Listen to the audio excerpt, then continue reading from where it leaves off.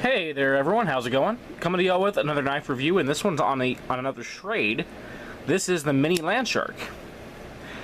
Now, I know I just reviewed a Schrade product, and I'm not reviewing them because they're sponsoring me. I'm not reviewing them because I'm being asked to do so. I'm reviewing them because I've been picking up a lot of their knives just because they're on wholesale.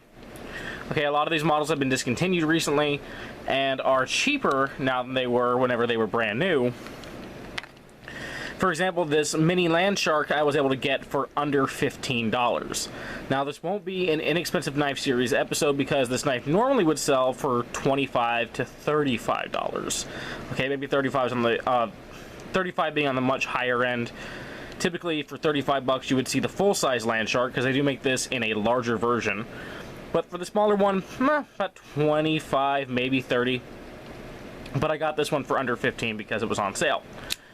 And I couldn't pass it up for that. I actually ordered it for my wife, and we've been loving the hell out of it. It is such a cool little EDC folding knife. I've carried and used it, she's carried and used it. I have tested this thing on cardboard, even though it is a very tiny blade. I'll get into that in a minute. And it has done extremely well. Very fun little knife. Here's how it comes to you, is in this little box. Okay, so this is not one of those blister shell Schrades. And we can see the model number. SCHA9MC. Guess that would be the model number. Yeah, matches the blade. And some miscellaneous information. There's our barcode.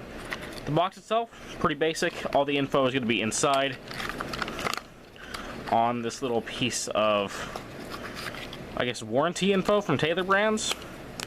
No specific information about the knife on this particular Schrade, unlike the blister card version. Kind of sad, but hey, we have the internet. We can look up what the dimensions and the weight and the steel and the materials and everything else are.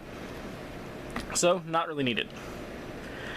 Before I get too far into it, I want to say that, again, these are on sale, so you should jump on them while you can, because the cheaper you get them, the better they are. If I paid the full price for these things, if I paid 25 bucks for this, I would still be very happy with it. But getting it for $15 or less, I am blown away by this. It is an amazing, lightweight, smaller EDC knife. Again, you can also get it in a larger version. This one has the 2.16 inch blade. The larger version has a 3-inch blade. So something a little bit bigger, maybe better for the medium-sized hands. This might be better for those with smaller-sized hands. Definitely a perfect ladies' knife. My wife absolutely loves it. And it comes in other handle variations as well. This is the color change technology handle, I believe they call it. Right now it appears very green, both on camera and looking at it off camera. It's very green right now. But depending on how far I hold it back, and I probably can't show this on camera, maybe if I angle it a little bit, it turns a little bit more bluish. Sometimes you can even turn purple. It reminds me of a fishing lure, like the little rubber worms you use for fishing. So kind of cool. My wife actually was the first to point that out. They also make this in a gray tie-dye and a red handled aluminum versions.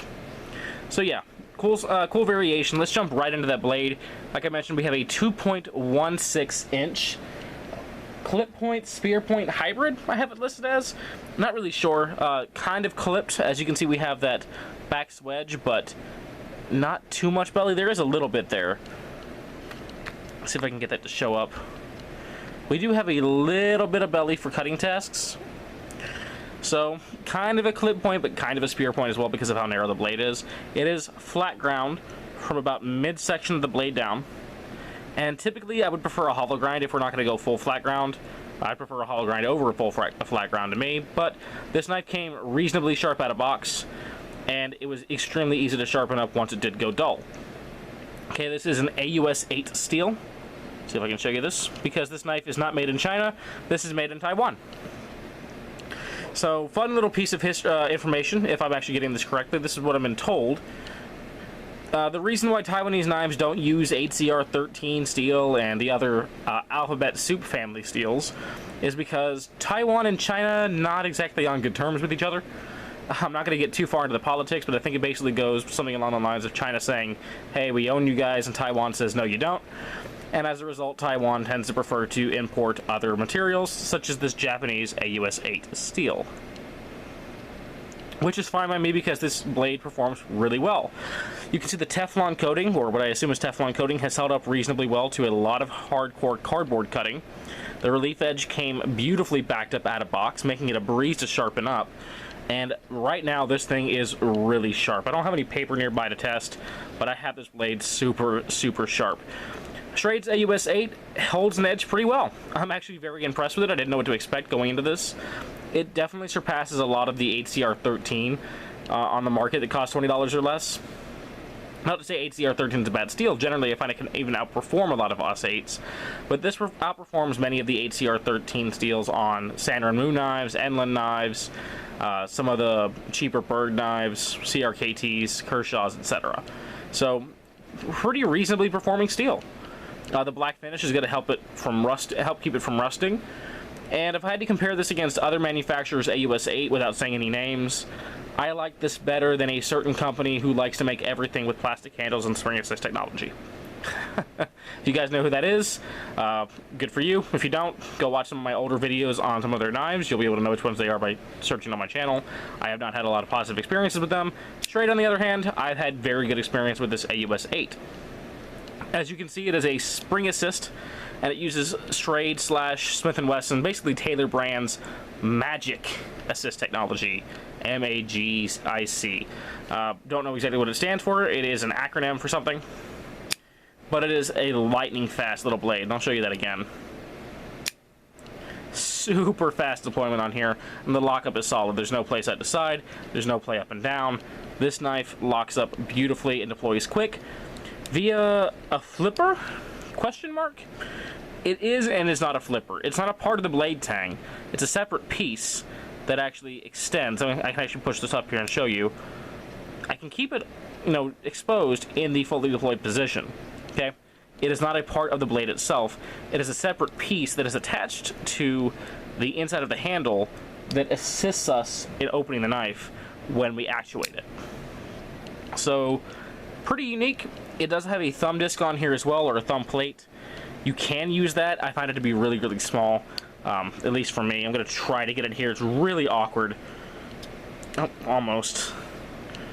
There we go. You can get it with the thumb disc, just not super easy for me to actuate. Maybe if you have really tiny hands, it would be easier. For me, I just prefer using the flipper.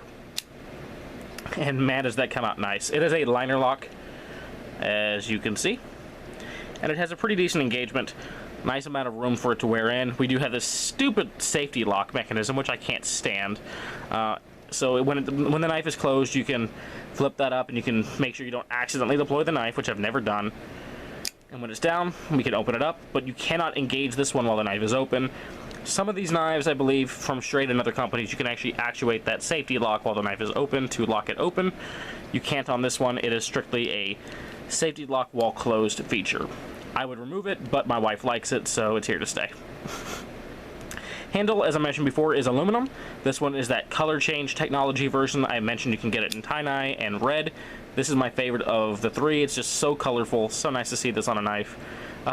We see a lot of black and gray and silver and bead blasted and stone washed. I like seeing more color on knives, and this one even changes color, which I think is awesome. Ergonomics, it is a small knife. As you can see here, I wear a medium-sized glove, and I can get about 3 fingers on there with my 4th finger completely hanging off.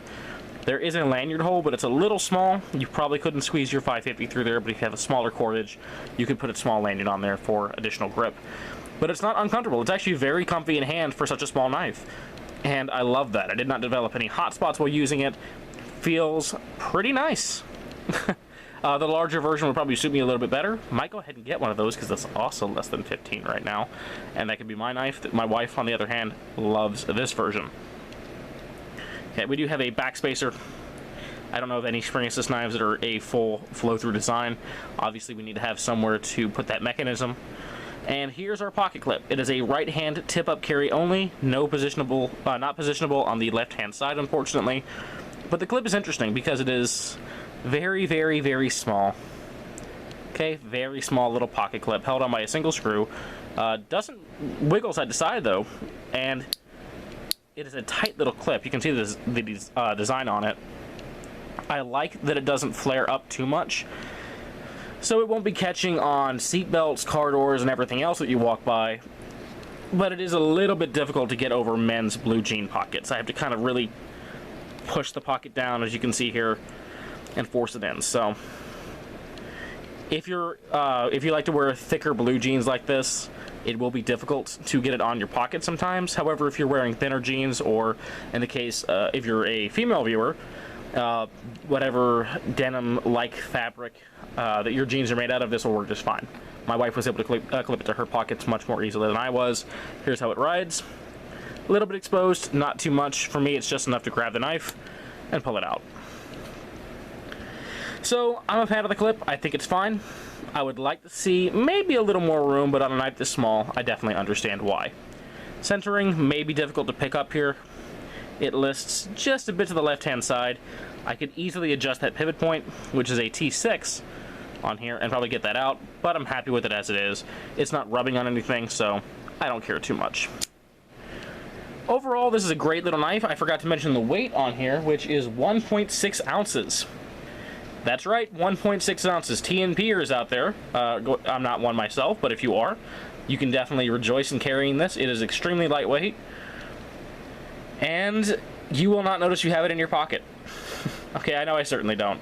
Whenever I carry this, I put it in that little pocket watch pocket that all men's blue jeans have for some reason, and it just disappears in my pocket. I completely forget I have it until I need it, which is excellent for an EDC knife like this. Overall, I don't really have anything negative to say about this knife. It is a fantastic little everyday carry knife. Again, this is the smaller version, the Mini-Landshark. You can get the full-size Landshark if you want something a little bit bigger. Right now on closeout for less than $15, you could go out and buy one of every color combination or color version. You could go out and buy all the small ones or all the big ones or just all of them all together. They're fantastic little knives. Personally, I'll probably get the bigger one for myself and be done with it. But I think they're awesome, awesome little knives from Schrade. And I know that I've reviewed, this will be my second Schrade review within the month, but if you stay tuned, you'll see a review on another Schrade that's also on closeout.